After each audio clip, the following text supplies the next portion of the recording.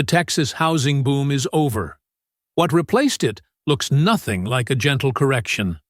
Across the Lone Star State, suburbs that once symbolized unstoppable growth are now drowning in unsold inventory, crushed by property taxes that double every few years, and suffocated by insurance premiums that can exceed $10,000 annually. For sale signs multiply on streets where bidding wars used to erupt. Price cuts of $50,000, $70,000, even $100,000 are becoming standard practice. This is not a slowdown.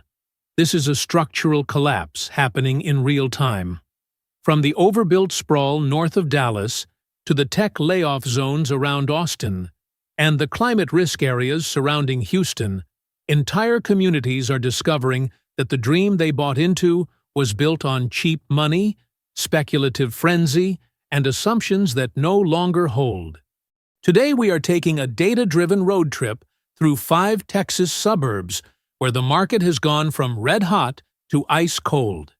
If you are buying, selling, or investing in Texas real estate, this is the intelligence you need right now.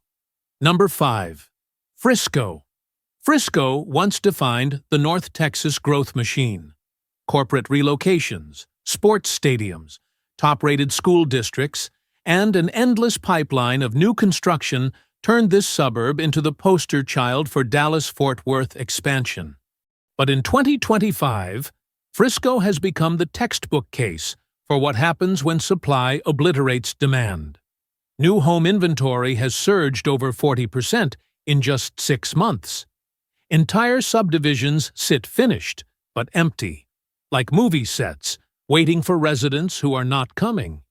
The median home price hovers near $500,000, while median household income barely crosses $90,000. That affordability gap has widened into a chasm, especially with mortgage rates still above 6.5%. Nearly 1 in 3 active listings now carries a price reduction.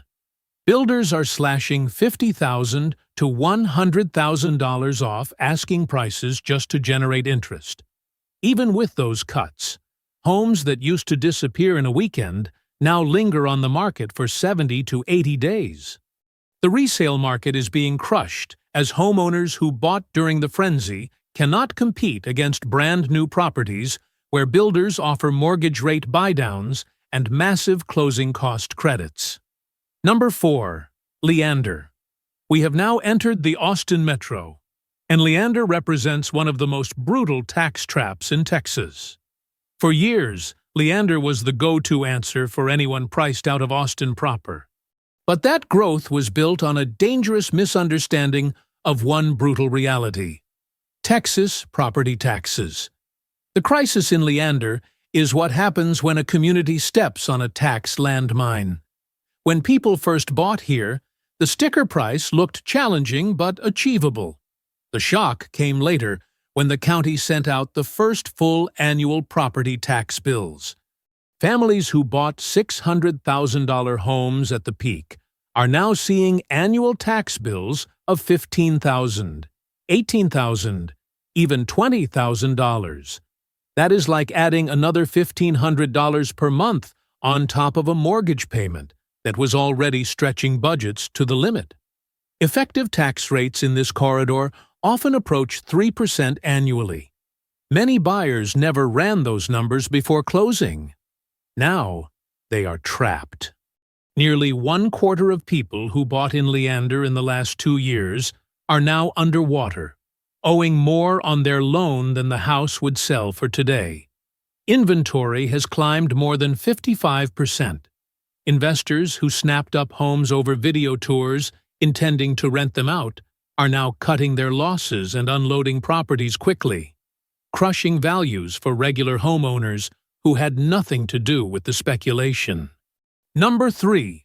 Kyle. South of Austin, along Interstate 35, sits Kyle, the center of the iBuyer experiment that failed spectacularly.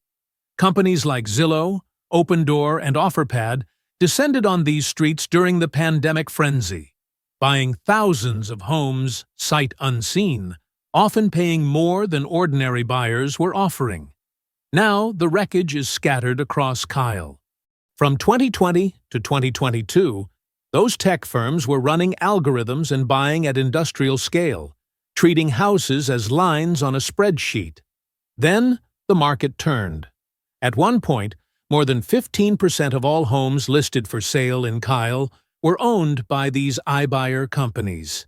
As conditions worsened, they started unloading inventory as fast as possible.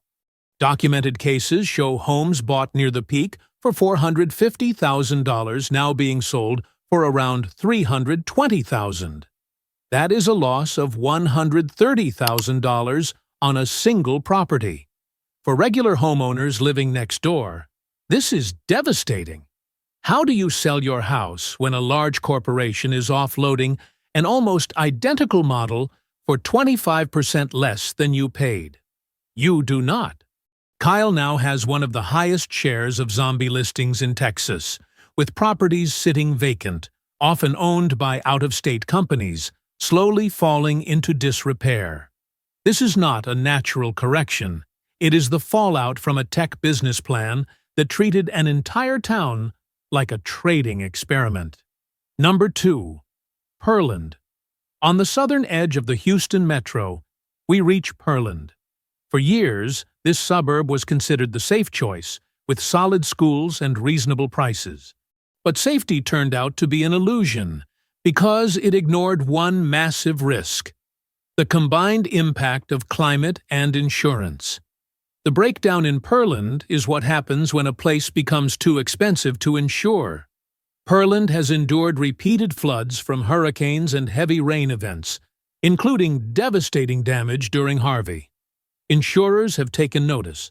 Large carriers have announced restrictions and pullbacks, while remaining companies have raised prices to shocking levels. Homeowners are reporting premiums that have doubled or tripled in just a few years. Standard single-family houses now cost $6,000, $8,000, or even $10,000 per year to insure. That alone can add $500 to $800 to a monthly housing bill. At the same time, new federal flood maps have pushed more homes into official flood zones, requiring mandatory flood insurance on top of standard coverage. Inventory has jumped roughly 35%, while the pool of willing buyers has shrunk. People are understandably hesitant to buy a property they might not be able to insure at a reasonable price a year from now. You cannot have a stable housing market if you cannot have stable, affordable insurance. Pearland is what it looks like when that foundation crumbles. Number 1. Round Rock. Here we are, the number 1 Texas suburb facing a full-scale housing meltdown.